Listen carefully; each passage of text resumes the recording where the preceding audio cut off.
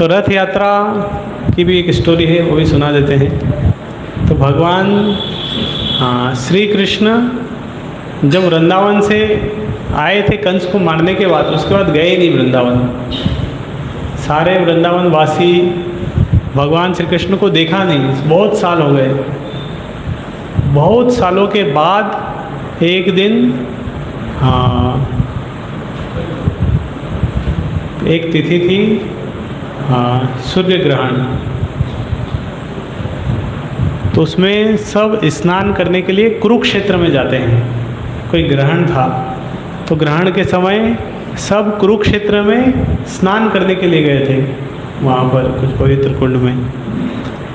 तो कुरुक्षेत्र से, हस्तिनापुर से भी सभी आए थे और वृंदावन से भी सभी गए थे।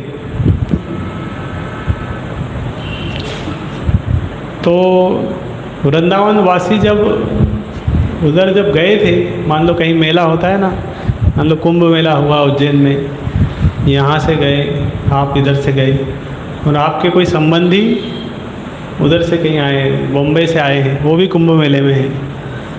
तो एक दूसरे से मिलेंगे वहाँ जाके ना, कि कहाँ हैं आप, कहाँ हैं, हम महाकाल के पास खड़े हैं, बोले हम हर सिद्धि के पास है, किधर है, इधर से जाना, मिल लेते उधर।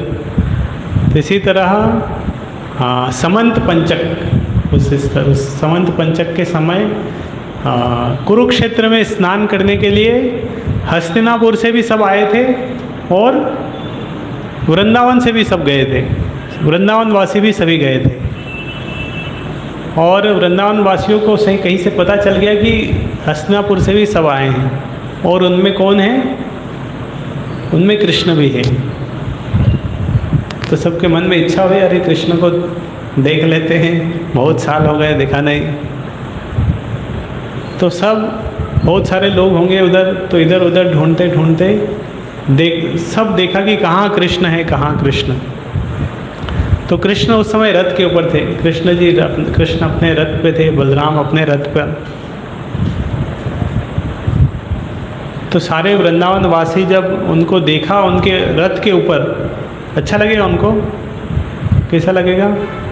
बहुत सालों के बाद इस तरह भगवान श्री कृष्ण का दर्शन कर रहे हैं, कैसा लगेगा? किस किस को लग रहा बहुत अच्छा लगेगा? सभी बोल रहे हैं। किस किस को लग रहा अच्छा नहीं लगेगा? ऐसा कोई? लेकिन अच्छा नहीं लगा। तो बहुत सालों बाद इस तरह भगवान श्री कृष्ण को देखा उन्होंने। वो रथ के ऊपर थे, मुकुट पहना है, राज वेश में है, और तलवार वगैरह अस्त्र शस्त्र हैं सब उनके पास। तो इस वेश में देख के अच्छा लगेगा क्या गाल वालों को? वो किस वेश में देखना चाहते हैं? कौन से वेश में देखना चाहते हैं? ग्वाल बाल वाले वेश में अच्छा लगते हैं। मुरली बजाएंगे, और क्योंकि उन्होंने तो भगवान श्री कृष्ण को उसी रूप में देखा, तो इस रूप में अभी देख के उनको अच्छा नहीं लगा। ये कहाँ राजवेश में इस तरह। तो इसीलिए सारे ग्वाल बाल के मन में आया कि चलो इनको लेके चलते हैं। तो उन्होंने क्या किया, रथ में घोड़े थे, घोड़े को छोड़ दिया, क्योंकि घोड़े रहेंगे तो घोड़े को ऊपर से वो कंट्रोल कर पाएंगे सारथी के रूप में। तो घोड़े छोड़ दिए, और उस रथ को कौन खींचने लगे? ये वृंदावन वासी ग्वाल बाल सारी गोपिकाएं उस रथ को खुद खींचने लगे, और खुद खींच के कहाँ ले जा रहे हैं? कहाँ ले जाना चाह रहे थे? वृंदावन। कहाँ से कहाँ ले जा रहे हैं? कुरुक्षेत्र से वृंदावन की तरफ ले जा रहे हैं। तो कृष्ण के रथ को लिया, फिर कुछ ने बोला बलराम को भी लेके चलते हैं, चलो। तो बलराम को भी लिया, सुभद्रा का रथ होगा बीच में, बोलते चलो इसको भी लेके चलते हैं। तो कृष्ण जगन्नाथ का एक रथ, एक बलराम का एक रथ, और सुभद्रा का एक रथ। तो वृंदावन वासी इस तरह तीनों रथ को खींच रहे थे, और खींच के कहाँ लेके जा रहे थे? वृंदावन। यही रथ यात्रा का इंटरनल मोड है। तो रथ यात्रा में हम क्या करते हैं? भगवान जगन्नाथ के रथ को खींचते हैं, खींचते कि नहीं? रस्सी से खींचते हैं। तो जगन्नाथ जी के रथ को जब हम इस तरह रस्सी से खींच रहे हैं, तो रस्सी से खींचते हैं तो हम क्या कर रहे हैं? क्या हमारा भाव होना चाहिए कि हम कहाँ लेके चलते हैं इनको? चलो वृंदावन लेके चलते हैं। ये हमारे कृष्ण हैं, अभी इनको वृंदावन लेके चलते हैं। वास्तव में वृंदावन है, हमारा हृदय वृंदावन है। तो हमें उनको इस तरह रूप में खींच के लेके चलना है। अपने घर लेके जा रहे हैं, मतलब इस तरह सोच सकते कि चलो हमारे घर। तो इस मूड के साथ रथ यात्रा का रथ खींचते हैं। और जगन्नाथ जी रथ के ऊपर जब बैठते हैं, बैठे हुए जब देख रहे थे, तो भगवान श्री कृष्ण रथ के ऊपर बैठे थे। ऐसा नहीं कह रहे रुक जाओ, तो वो तो देख रहे हैं सारे वृंदावन वासियों को। तो वो देख के भी उनकी आंखें बड़ी हो गई और उनके हाथ ऐसे हो गए। वो पहली स्टोरी सुनाई थी।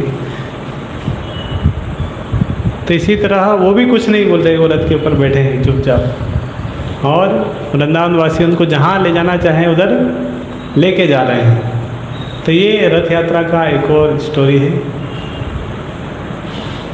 तो 3 स्टोरी अभी सुना दी हमने अभी। एक स्टोरी थी द्वारका वाली, जगन्नाथ बलदेव सुभद्रा द्वारका में।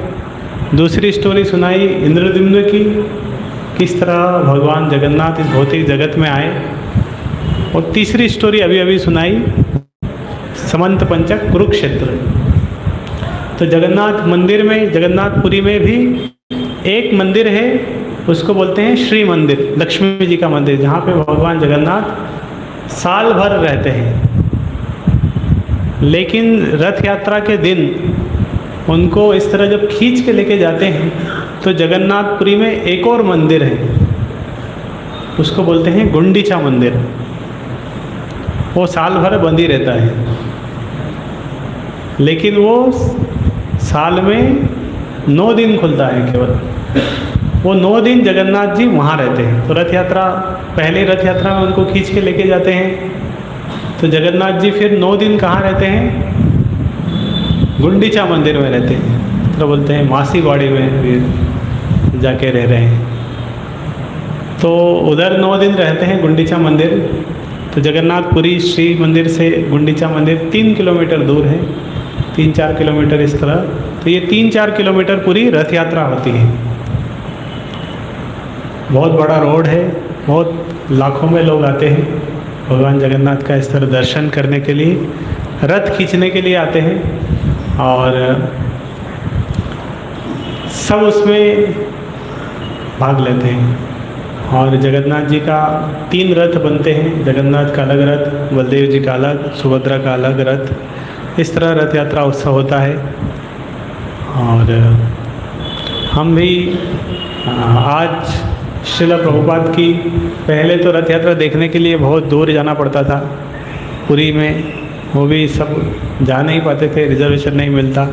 चले भी गए तो दर्शन नहीं कर पाते, इतनी भीड़ है उधर। तो इतनी भीड़ रहती है कि अगर किसी का घर भी अगर रास्ते में आ रहा है तो उसको घर पे ऊपर खड़े होने के लिए भी बुकिंग करनी पड़ती है, बालकनी में भी खड़े होने के लिए बुकिंग हो जाती है।